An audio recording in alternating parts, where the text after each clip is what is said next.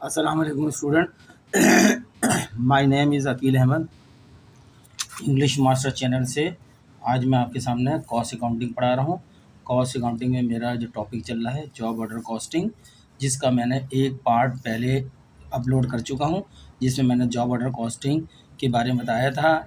Theoretical lecture दिया था कि जॉब ऑर्डर कॉस्टिंग क्या होती है और कौन कौन सी इंडस्ट्री जो है जॉब ऑर्डर कॉस्टिंग में आती हैं। इसी तरीके से प्रोसेस कॉस्टिंग के बारे में भी इसका कंपेयर किया था कि प्रोसेस कॉस्टिंग में क्या होता है। इसके बारे में बताया था कि जॉब ऑर्डर कॉस्टिंग में हम कॉस्ट एलोकेशन जिस ऑब्जेक्ट पे करते हैं वो ऑब्जेक्ट कस्टमराइज होता है, यानी ग्राहक की तरफ से, कस्टमर की तरफ से ऑर्डर मिला होता है, उसकी स्पेसिफिकेशन होती है, उसे बताया होता है किस तरीके का बनाना है। कस्टमर की जो है स्पेसिफिकेशन के मुताबिक हम कोई प्रोडक्ट तैयार करते हैं और वो कस्टमर से जब ऑर्डर लेते हैं तो उस वक्त टाइम दे देते हैं, इस तारीख को डिलीवरी होगी। तो वो उस तारीख को जैसे तैयार हो जाता है, इस तारीख के अंदर टाइम में तैयार करके उसको हैंड ओवर कर दिया जाता है। जॉब ऑर्डर कॉस्टिंग के अंदर जो है ऐसी इंडस्ट्री होती हैं जो जहाँ पर जो है मास प्रोडक्शन नहीं होती, बड़े पैमाने पर प्रोडक्शन नहीं होती, बल्कि ऑर्डर लिया जाता है कस्टमर का, कस्टमर के मुताबिक बनाई जाती है। टेलर की दुकान है, टेलर आपके कपड़े सीता है तो आपके नाप जो मेजरमेंट होती है उसके मुताबिक सीखता है और जिस तरीके की आप चाहते हैं सिलवाना उस तरह सी के देता है। इसी तरीके फर्नीचर की दुकान है, फर्नीचर वाले से आप अलमारी का ऑर्डर देते हैं तो आप अपनी स्पेसिफिकेशन बताते हैं कि मुझे अलमारी इस तरह चाहिए, इतनी दराज़ें होंगी इसकी, इसके अंदर इतने लॉक होंगे, ये सारी चीज़ें आपकी स्पेसिफिकेशन के मुताबिक वो आपको ऑर्डर देता है। उसकी कॉस्ट बताता है, जब आप ऑर्डर वो आपको बताता है, आप जब उसको ऑर्डर दे देते हैं तो वो आपको रसीद इशू करता है, उसमें टाइम देता है कि इस तारीख को ले जाना। जो टाइम वो देता है और जिस तारीख को ऑर्डर देता है, इस पीरियड के अंदर उसने आपकी जो है प्रोडक्ट को तैयार करना होता है और जिस तारीख को उसने दी थी उस तारीख को कस्टमर को हैंड ओवर कर देता है। इसमें जो प्रोडक्ट तैयार की जाती है वो यूनिक होती है, हर प्रोडक्ट अलग अलग होती है, एक जैसी नोयत की नहीं होती। हमने लास्ट वाले लेक्चर में इसका बारे में बताया था और हमने लास्ट वाले लेक्चर में प्रोसेस कॉस्टिंग के बारे में बताया था। प्रोसेस कॉस्टिंग एक ऐसा मेथड होता है, ऐसा निज़ाम तरीक़ाकार होता है कॉस्ट अकाउंटिंग में, जहाँ पर हम जो है कॉस्ट एलोकेशन करते हैं अपने ऑब्जेक्ट पे, अपने प्रोजेक्ट पे, बिना किसी ऑर्डर के। हमारा वहाँ पर अपना एक फार्मूला होता है, अपना मोनोग्राम होता है, अपना एक मयार स्टैंडर्ड होता है। हम वहाँ पे हम कंटिन्यू प्रोडक्शन जारी रहती है, प्रोडक्शन करते रहते हैं और अपने वेयर हाउस के अंदर बेचते रहते हैं। उसके बाद जो वहाँ की डिपार्टमेंट के जो हेड होते हैं वो आगे अपनी वर्किंग करते हैं, ऑर्डर लेते हैं और अशिया को सेल करते हैं। सिर्फ प्रोसेस कॉस्टिंग में प्रोसेस रुकता नहीं है, प्रोसेस अपना कंटिन्यू चलता रहता है। जैसे सीमेंट कंपनी है, सीमेंट कंपनी किसी के ऑर्डर पे सीमेंट बनाती नहीं है, वो मार्केट की ज़रूरत देख के अपने कि उसका मार्केट में कितना शेयर है, उसकी प्रोडक्ट मार्केट में कितनी डिमांड रखती है, तो वो अपनी प्रोसेस को जारी रखती है, अपनी प्रोडक्शन बना के सीमेंट बेचती रहती है वेयर हाउसेस में। वहाँ से वहाँ की जो मार्केटिंग डिपार्टमेंट होता है, सेल डिपार्टमेंट होता है, जनरल ऑफिस होते हैं, उनका काम होता है प्रोडक्ट को बेचना। लेकिन जॉब ऑर्डर कॉस्टिंग के अंदर हर प्रोडक्ट अलग होती है, यूनिक होती है, कस्टमर के मुताबिक बनाई जाती है। ये मैंने दोबारा लेक्चर दे दिया इसके अंदर। और लास्ट वाले लेक्चर में हमने एक फॉर्मेट बताया था कि जॉब ऑर्डर कॉस्टिंग में ऐसा सवाल है जिसमें सिर्फ एंट्रीज़ बनाना होती हैं, जनरल एंट्रीज़ बनानी होती हैं। आपने जनरल एंट्रीज़ का हमने लास्ट वाले अपने लेक्चर पार्ट 1 में मटेरियल के ऊपर हमने पूरा उसका फॉर्मेट बना दिया था कि मटेरियल एंट्री पॉसिबल जो एंट्री बन सकती हैं वो कौन कौन सी एंट्री होती हैं, वो हमने बना दी थी। इम्तिहान में मटेरियल की 1 या 2 एंट्री आएंगी, हमारे फॉर्मेट के अंदर वो मौजूद हैं, वहाँ से अगर आप स्टडी करें तो आप आराम से उसको एग्ज़ाम की एंट्री पास कर सकते हैं। चूँकि हमने बताया था प्रोडक्ट बनती है 3 आइटम से बनती है, एक में मटेरियल होता है जिसकी तो हम एंट्री बनाना सिखा चुके हैं फॉर्मेट अपने पार्ट 1 लेक्चर के अंदर। आज हम सिखाएंगे दो आइटम और होते हैं, एक लेबर होती है, डायरेक्ट लेबर होती है, और एक खर्चे होते हैं जिसको ओवरहेड बोलते हैं, यानी फैक्ट्री ओवरहेड, फैक्ट्री से मुताल्लिक खर्चे। इनकी भी एंट्री कैसे बनती है, सवाल में इनकी एंट्री भी आती है। आज का हमारा जो पार्ट है इस पर हम ख़त्म कर देंगे एंट्रीज़ को, कि लेबर की, डायरेक्ट लेबर और इनडायरेक्ट लेबर की एंट्रीज़ कैसे बनती हैं वो यहाँ बताएंगे, और फैक्ट्री ओवरहेड की एंट्री कैसे बनती है। तो चलें, एंट्रीज़ के लिए मैंने जनरल तैयार कर दिया है, बना दिया आपके सामने। एक जनरल बनाइएगा, पहले ऊपर कंपनी का नाम होता है, जॉब ऑर्डर कॉस्टिंग की जो एंट्री है वो लिखिएगा जर्नल एंट्रीज, ब्रैकेट में लिख दिएगा जॉब ऑर्डर कॉस्टिंग, नीचे लिख दिया फॉर द पीरियड, जो सवाल बताएंगे वो लिख दीजिएगा, सवाल का जो नंबर होगा उसका लिख दीजिएगा, सॉल्यूशन क्वेश्चन नंबर 5, 4 जो भी होगा। फिर एक प्रॉपर फॉर्म बना लिएगा, जनरल, डेट है, पर्टिकुलर है, पोस्ट रेफरेंस है, डेबिट है, क्रेडिट है, ये आप सबको कॉमर्स के स्टूडेंट हैं, आपको आती है बनाना अच्छी तरीके से, ठीक है।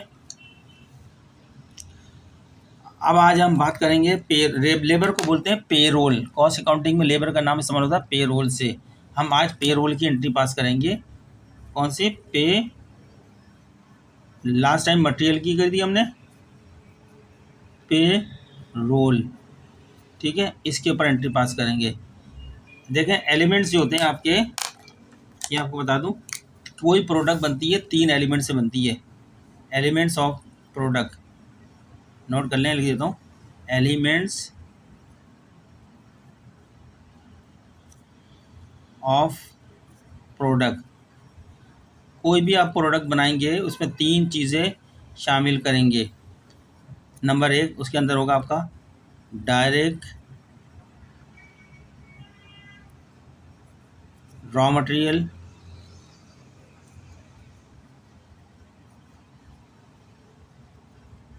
इसके ऊपर हमने एंट्रियाँ बना दी, क्या क्या एंट्रियाँ पॉसिबल हो सकती हैं वो बता दिया है। नंबर 2 आज जो हम बनाएंगे वो होगी डायरेक्ट लेबर, कितनी डायरेक्ट लेबर ने मटेरियल के ऊपर काम करा है प्रोडक्ट को कन्वर्ट करने के लिए, प्रोडक्ट बनाने के लिए, डायरेक्ट लेबर ये एम्प्लॉयड की जाती है, रॉ मटेरियल प्रोसेस में रहता है उसके ऊपर डायरेक्ट लेबर एम्प्लॉयड की जाती है, लगाई जाती है। और तीसरी जो होती है ओवरहेड, यानी फैक्ट्री ओवर, फैक्ट्री से मुतालिक ओवरहेड माने खर्चे, जितने भी खर्चे हैं वो शामिल किए जाएंगे, ओवर हेड्स। ये 3 मिलके कोई प्रोडक्ट जो है प्रोसेस में आती है, जो आपका वर्क इन प्रोसेस शुरू हो जाता है, ठीक है। ये 3 आइटम को जब हम मिला देते हैं तो वर्क इन प्रोसेस मुकम्मल हो जाता है। और जैसे ही वर्क इन प्रोसेस का टाइम कंप्लीट होता है तो उसमें से एक चीज़ निकलती है फिनिश गुड, प्रोडक्ट तैयार होकर निकलती है, फिनिश गुड आती है आपके पास, गुड्स होती है जो कि मुकम्मल तौर पर 100% तैयार हो चुकी होती है और उसको वेयर हाउस में भेजा जाता है सेल करने के लिए। और दूसरा जो इसमें आइटम बचता है, जो चीज़ तैयार नहीं हो पाती, कुछ हो सकता है कोई इंजीनियर अवेलेबल नहीं था या कोई पुर्जा मौजूद नहीं था, तो कुछ की वजह से कुछ आइटम तैयार नहीं हो पाते, तो उनको बोलते हैं work in process ending inventory, ठीक है, जो बाकी रह जाता है तैयार होता है, यानी इनकम्प्लीट प्रोसेस जो होता है उसको वर्क इन प्रोसेस बोलते हैं। जो जितना टोटल प्रोसेस जो होता है उसको वर्क इन प्रोसेस बोलते हैं। तीनों चीज़ें मिला के कोई जॉब पे काम शुरू हो जाता है तो वर्क इन प्रोसेस जाता है, यानी वर्क जो है प्रोसेस में आता है। उस वर्क का जब टाइम ख़त्म होता है, प्रोसेस मुकम्मल होता है, तो उसमें से ये 2 चीज़ें बनती हैं, एक फिनिश गुड बन जाता है यानी तैयार आइटम आ जाता है पूरा, जिसको वेयर हाउस भेजा जाता है। कहाँ ट्रांसशिफ्ट होता है ये, वेयर हाउस के अंदर, गोदाम के अंदर, वेयर हाउस। और ये इन्वेंट्री कहाँ जाती है, बैलेंस शीट के अंदर। ये सारी चीज़ें मैंने बता दी, ये जाती है इन्वेंट्री जाती है बैलेंस शीट के अंदर जाती है, और फिनिश गुड जाता है वेयर हाउस में बिकने के लिए, सेल फोर्स काम करती है। ये अगले पीरियड के अंदर जब हम प्रोसेस शुरू करेंगे तो इसमें थोड़ा सा काम 5-10% का बाकी रह जाता है, वो मुकम्मल करके ये भी फिनिश हो जाएगी, जो वेयर हाउस में तैयार कर देंगे। फिर अगले प्रोसेस में जो पुट करेंगे उसको तैयार करेंगे माल। इस तरह ये साइकिल चलती रहती है इस तरह। तो जॉब ऑर्डर कॉस्टिंग के बारे में बात कर रही, तो मैंने एक्स्ट्रा आपको बताई है, जो मैं आगे बताता आपको, लेकिन मैंने आपको बताने के लिए यहीं बता दी है चीज़ें, समझाने के लिए। अब हम जॉब ऑर्डर कॉस्टिंग में सिर्फ जनरल एंट्री पास की जाती है, थोड़ी सी कैलकुलेशन की जाती है। हमने जनरल एंट्री, इन तीनों आइटमों की जनरल एंट्री बनती है।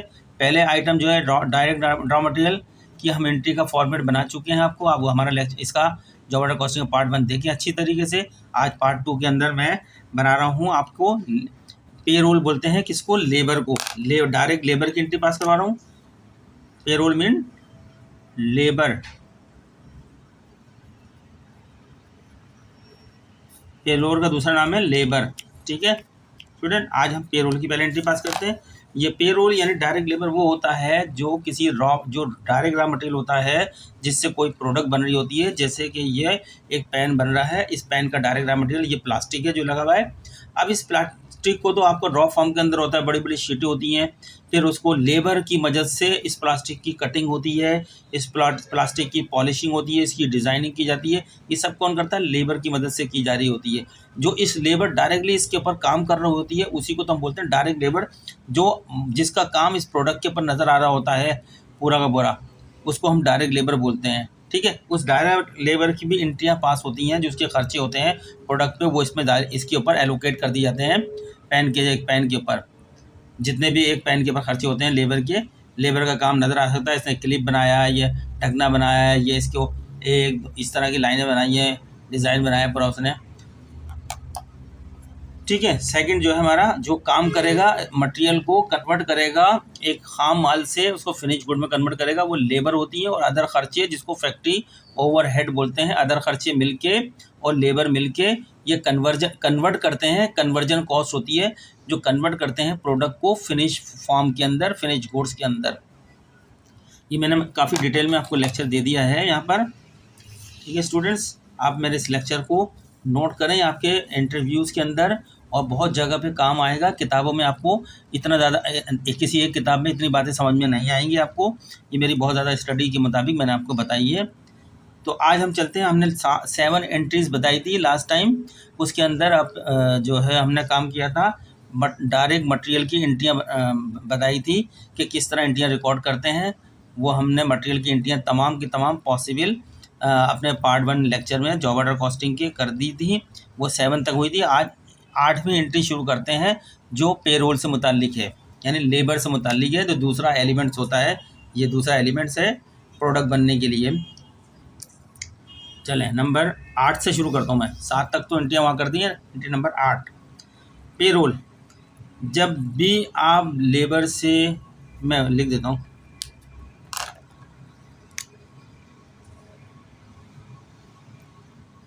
when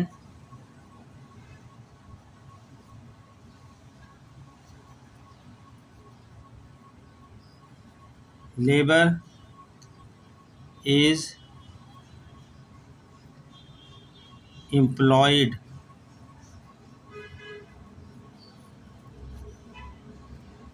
on the job, जब लेबर को जॉब पर यानी काम पर, जॉब में काम पर लगाया जाएगा और प्रोडक्ट मैन्युफैक्चरिंग में, और तो लेबर का जितना भी खर्च आएगा उसकी एंट्री क्या बनेंगे, उसको काम की एंट्री। तो हम यहाँ एंट्री करेंगे। सबसे पहले क्या करेंगे, यहाँ मैं ब्लू से करता हूँ। अब लेबर को काम पे लगाया जा रहा है तो हम अकाउंट कौन सा डे करेंगे, वर्क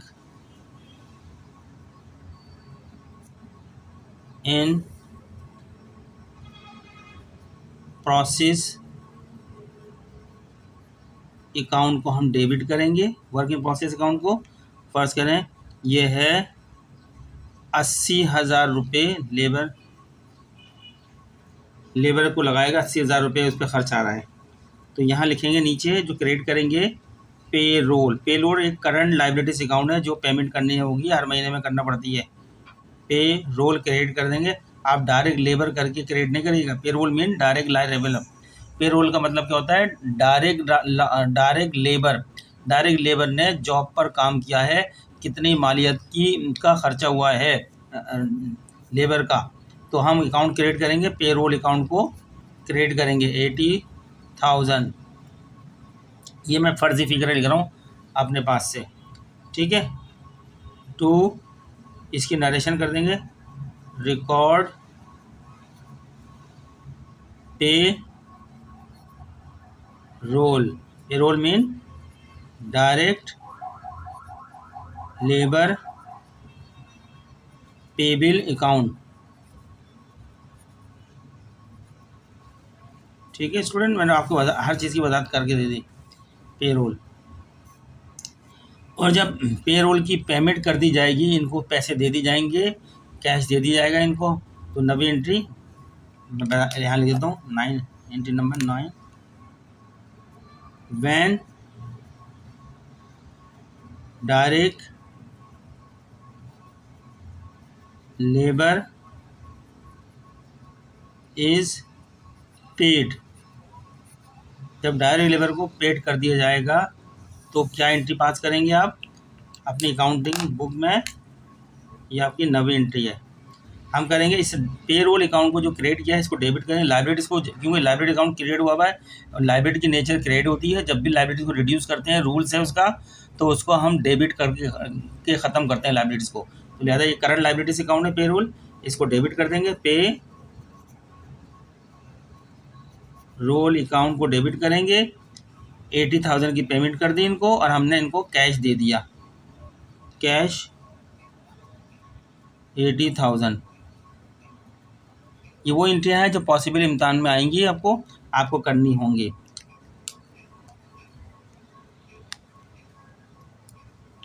इसकी नरेशन लिख देंगे आप। To record payment of direct labour employed on the job. ठीक है, ये दो एंट्रियां आपकी पेरोल से मुताल्लिक बनेंगी एंट्रियां। एक जो है लेबर को डायरेक्टली जॉब पे लगाना पड़ेगा, दूसरी है। तीसरी एंट्री अब हमारी फैक्ट्री ओवरहेड से मुताल्लिक आ रही है। लेबर में तो रिटर्न और डिस्काउंट वगैरह का सवाल नहीं होता है। ठीक है, ये डायरेक्ट लेबर है, ठीक ब्रांच कर दी है हमने, डायरेक्ट की बनाई है डायरेक्ट लेबर की। अब हम इनडायरेक्ट लेबर और indirect raw material factory overhead के अंदर रिकॉर्ड किया जाता है, क्योंकि वो इनडायरेक्ट कॉस्ट होती है, ये डायरेक्ट कॉस्ट है फैक्ट्री ओवर। अब हम आएंगे फैक्ट्री ओवरहेड की तरफ। थर्ड आइटम हमारा ये जो है फैक्ट्री ओवरहेड, ये थर्ड आइटम फैक्ट्री ओवरहेड। इसकी भी स्पेसिफिक फॉर्मेट लिख देते हैं, एक दो एंट्रियों का। फैक्ट्री ओवरहेड को इस्तेमाल कर रहे हैं। फैक्ट्री माने फैक्ट्री होती है, फैक्ट्री ओवरहेड माने खर्चे, अखराजात, ओवर हेड्स, फैक्ट्री से मुताल्लिक खराजात। ठीक है, ये इनडायरेक्ट कॉस्ट होती है। इसके अंदर जो है बहुत सारे आइटम जो है की पेमेंट की जाती है और वो एक अकाउंट करके उसमें की जाती है। जब भी फैक्ट्री ओवरहेड इनकर्ड होगा, यानी खर्चा होगा, लिख देता हूँ मैं, व्हेन फैक्ट्री ओवरहेड इनकर्ड, यानी इनडायरेक्ट कॉस्ट जब भी इनकर्ड लगेगी, इनकर्ड, तो उसकी एंट्री क्या पास करें? इनकर्ड की एंट्री है, याद रख लेना, जो भी खर्चे की। अभी हमें ये नहीं बताया कितना अप्लाइड हुआ है जॉब के ऊपर फैक्ट्री ओवरहेड। ठीक है, अभी हमें नहीं पता कितना परसेंट क्यों अप्लाइड हुआ है जॉब के ऊपर, क्योंकि इनडायरेक्ट कॉस्ट है। डायरेक्ट कॉस्ट तो पता चल जाती है, डायरेक्ट लेबर इतने इतने लोगों ने काम किया है। इनडायरेक्ट जो है उसका एक परसेंटेज होती है कि कितने परसेंट जो है हमारी इसके ऊपर इनडायरेक्ट कॉस्ट लगी है। तो किन किन चीज़ों का खर्चा हुआ है वो हम आपके सामने अभी कर देते हैं। तो फैक्ट्री ओवरहेड के अंदर जब भी इनकम होता है तो हम एंट्री किस तरह बनाते हैं, चलें इसकी एंट्री बनाते हैं। देखिए, फैक्ट्री ओवरहेड इनडायरेक्ट कॉस्ट है, इसमें बहुत सारी कॉस्टें आती हैं। जब हम हमारे सवाल के अंदर अगर बहुत सारी कॉस्टें दे दी फैक्ट्री ओवरहेड से मुतालिक, जैसे क्या क्या दे सकते हैं बता देता हूँ। हम क्या करेंगे, डेबिट, एक तो ये कि इनडायरेक्ट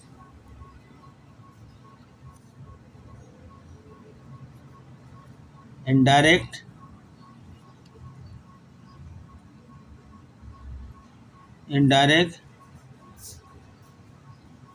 रॉ मटेरियल एक्सपेंस हुए हैं। ठीक है, इनडायरेक्ट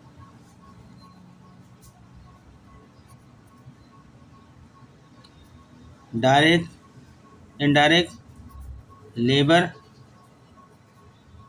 एक्सपेंसेस हैं।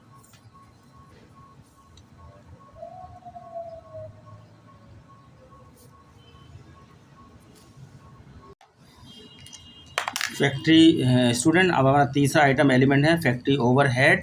फैक्ट्री ओवरहेड की भी एंट्री बनती है एग्ज़ाम में। दो तरीके से पहली एंट्री आती है इनकर्ड होने की, यानी फैक्ट्री ओवरहेड से मुतालिक कितने खर्चे हुए हैं उन खर्चों को रिकॉर्ड किया जाता है, या तो इम्तिहान में देते हैं टोटल फैक्ट्री ओवरहेड इनकर्ड इतने अमाउंट रुपए का, तो आप उसकी एंट्री पास कर देते हैं। डायरेक्ट फैक्ट्री ओवरहेड अकाउंट को डेबिट करते हैं और कैश को या अकाउंट पेबल को क्रेडिट कर देते हैं। लेकिन बाज़ दफ़ा ऐसा होता है कि टोटल फैक्ट्री ओवरहेड का अमाउंट नहीं देते, बल्कि फैक्ट्री ओवरहेड इनकर्ड का एक लिस्ट बना देते हैं, ये इतने खर्चे हुए हैं। तो फिर आप क्या करते हैं, उस लिस्ट में जितने भी अमाउंट खर्चे हुए होते हैं टोटल फैक्ट्री के, उन सबको डेबिट कर देते हैं।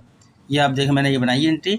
अगर उन्होंने आपको अलग अलग आइटम करके फैक्ट्री ओवरहेड में इनडायरेक्ट रॉ मटेरियल, ये इनडायरेक्ट एक्सपेंसेस होते हैं, इनडायरेक्ट लेबर भी इनडायरेक्ट कॉस्ट होती है, इन सबको आप अलग अलग उनके नामों से जो जो अमाउंट देंगे डेबिट कर देंगे। फैक्ट्री बिल्डिंग डेप्रिसिएशन एक्सपेंस जितना दिया है, factory equipment expenses, factory supplies expenses, factory utilities expenses, और कैश या अकाउंट पेबल अगर उधार ये बताएंगे ऑन क्रेडिट है तो अकाउंट पेबल कर देंगे या कैश कर देंगे। ठीक है, एंट्री। या बाज़ दफ़ा जगह डायरेक्टली आपको कहते हैं टोटल फैक्ट्री ओवरहेड इनकर्ड इतना टोटल अमाउंट दे देते हैं, तो आप डायरेक्ट उसकी एंट्री पास कर देते हैं, फैक्ट्री ओवरहेड अकाउंट को डेबिट करते हैं और कैश अकाउंट को क्रेडिट कर देते हैं। आप बिल्कुल इसी तरीके से करिएगा, आपको एक आधा अकाउंट देंगे एंट्री करने के लिए, इनकर्ड का लफ्ज़ आएगा, देख लीजिएगा। और उसके बाद जब बताएंगे कि इतना फैक्ट्री वाइज इतनी परसेंट जो है या तो डायरेक्ट लेबर का होगा या डायरेक्ट मटेरियल का होगा या टोटल अमाउंट दे देंगे, खुद ही लिख के। बेस बनाएंगे तो डायरेक्ट लेबर को बनाएंगे या मशीन आवर्स भी दे सकते हैं, आवर्स को बना लेंगे, इतने घंटे हैं पर घंटे की कॉस्ट होगी, इस तरह का थोड़ा सा आपको दिमाग लगाना पड़ेगा। अमाउंट निकालती एंट्री ये बनेगी, आप एंट्री बना दिएगा। अमाउंट में हो सकता है गलती हो तो अमाउंट की को वो देख लेगा ना। जब फैक्ट्री ओवरहेड का जितना परसेंट जॉब के ऊपर अप्लाई हो रहा है वो कहेंगे अप्लाइड हुआ है, इस्तेमाल, अप्लाइड माने इस्तेमाल हुआ है जॉब के ऊपर, तो आप क्या एंट्री बनाएंगे, वर्क इन प्रोसेस अकाउंट को डेबिट कर देंगे। जैसे मैंने यहाँ 60,000 रुपये ले दिया है और फैक्ट्री ओवरहेड अप्लाइड अकाउंट को क्रेडिट कर दिया है to record factory overhead applied. और मैंने इनकर्ड किया था, शामिल किया था 75,000 रुपये, लेकिन उसमें से जॉब पे जो इस्तेमाल हुआ है वो 60,000 रुपये का हुआ है। ठीक है स्टूडेंट, ये इस तरह की एंट्री होंगी। बाकी अब फैक्ट्री ओवरहेड में अंडर अप्लाइड और ओवर अप्लाइड ले जाता है, वो एडजस्टमेंट एंट्री होती है। वो हम जब प्रोसेस कॉस्टिंग करते हैं, कोई और कॉस्टिंग कर रहे होते हैं, उसके अंदर ज़रूरत पड़ती है, वहाँ वो एडजस्ट कराया जाता है। जॉब ऑर्डर कॉस्टिंग में जो है नहीं आती हैं, यही एंट्री आती हैं। तो आपसे रिक्वेस्ट ये है कि आप इसको अच्छी तरीके से प्रैक्टिस करें। इम्तिहान पास करना चाहते हैं खुद से अपनी मेहनत से और अच्छी अकाउंटिंग सीखना चाहते हैं, कॉस्ट अकाउंटिंग, फाइनेंशियल अकाउंटिंग, तो आप इस मेरे लेक्चर को देखते रहिएगा। आहिस्ता आहिस्ता मैं बहुत सारे लेक्चर डाल दूंगा, लेकिन उसी सूरत में कंप्लीट लेक्चर डालूंगा जब रेस्पॉन्स अच्छा आएगा, वरना 4-4, 5-5 लेक्चर डाल के मैं छोड़ देता हूँ। जब रेस्पॉन्स नहीं आता मेरे पास तो मेरा टाइम अपना बचाता हूँ, कहीं और इस्तेमाल करता हूँ टाइम को। ठीक है स्टूडेंट्स, मिलते हैं नेक्स्ट लेक्चर में, जॉब ऑर्डर कॉस्टिंग के हवाले से ही मिलते हैं अभी।